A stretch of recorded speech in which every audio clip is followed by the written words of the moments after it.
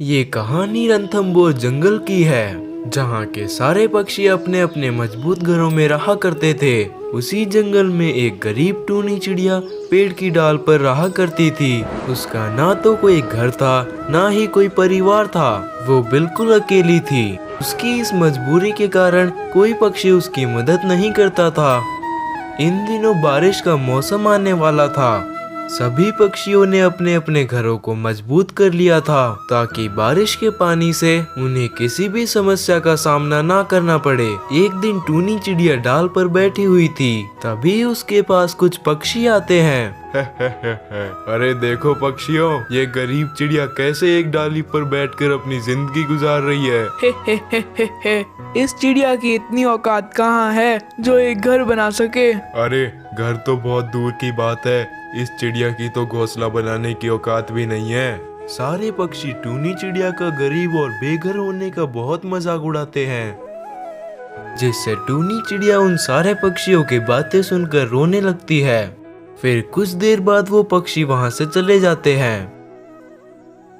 आखिर क्यों भगवान जी, मैं इतनी गरीब क्यों हूँ? क्यों मेरे पास अपना घर नहीं है, ना ही मेरे पास अपना परिवार है? क्यों मैं ही इस संसार में अकेली हूँ? सारे पक्षी मेरी गरीबी का मजाक उड़ाते हैं। बेचारी टूनी चिड़िया वहीं डाल पर बैठकर अपने भाग्य को कोसने लगती है, और देखते ही देखते रात हो जाती है। और फिर टूनी चिड़िया उदास होकर उसी डाल पर सो जाती है। तभी बहुत तेज आवाज के साथ बारिश आती है और जंगल की सारी डालियां टूट जाती है। टूनी चिड़िया जिस पेड़ की डाल पर बैठी थी, वो डाल भी टूट जाती है, और उसकी वजह से टूनी चिड़िया को बहुत चोट भी लगती है। और फिर सुबह हो जाती है। टूनी चिड़िया उसी पेड़ की डाल पर नीचे जख्मी पड़ी थी। जरा देखो इस गरीब चिड़िया को, कैसे फटका खाकर जमीन पर पड़ी हुई है। अरे कलमुही, इसलिए कहते हैं कि पक्षियों को अपना घर मजबूत बना लेना चाहिए बारिश से पहले। अरे मेरे पैर में चोट लगी है, कोई मेरी मदद करो, मुझे बहुत दर्द हो रहा है।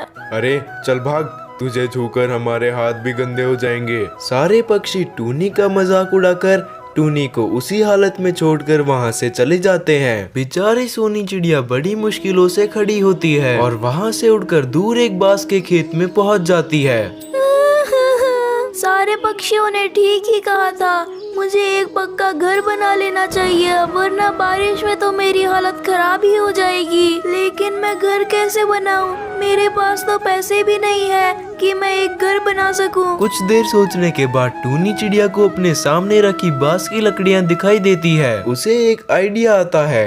अरे वाह, यहाँ पर तो बहुत सारी बांस की लकड़ियाँ हैं। क्यों ना मैं इससे अपना घर बना लूं, ताकि मुझे बारिश में अपना सर छुपाने के लिए कोई जगह मिल जाए। टूनी चिड़िया वहाँ पर पड़ी बांस की लकड़ियों को एक जगह पर ले जाकर इकट्ठा करती है और उनसे अपना बांस का घर बनाने लगती है। कुछ दिनों की मेहनत के बाद टूनी चिड़िया अपना एक बहुत सुंदर सा बांस का घर बना लेती है और उसमें आराम से रहने लगती है। थोड़े दिन बाद जंगल में बहुत तेज तूफान आता है, जिससे जंगल के सभी पक्षियों के मजबूत घर भी नहीं झेल पाए और सबके घर टूटकर नीचे गिर जाते हैं। सभी पक्षी बहुत परेशान हो जाते हैं। अरे दोस्तों, इस तूफान ने तो हमारे मजबूत घरों को भी तोड़ दिया।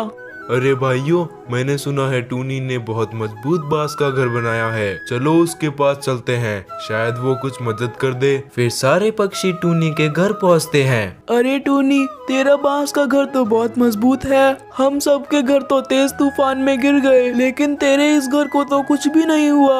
हाँ टूनी, हमने तुझे बहुत बुरा भला कहा, तेरी कभी मदद नहीं की। प्लीज हमें माफ कर दे, हम आज के बाद में तुझे उल्टा सीधा कुछ भी नहीं कहेंगे। तू प्लीज हमें अपने घर में रहने दे, हम पक्षी कहाँ जाएंगे।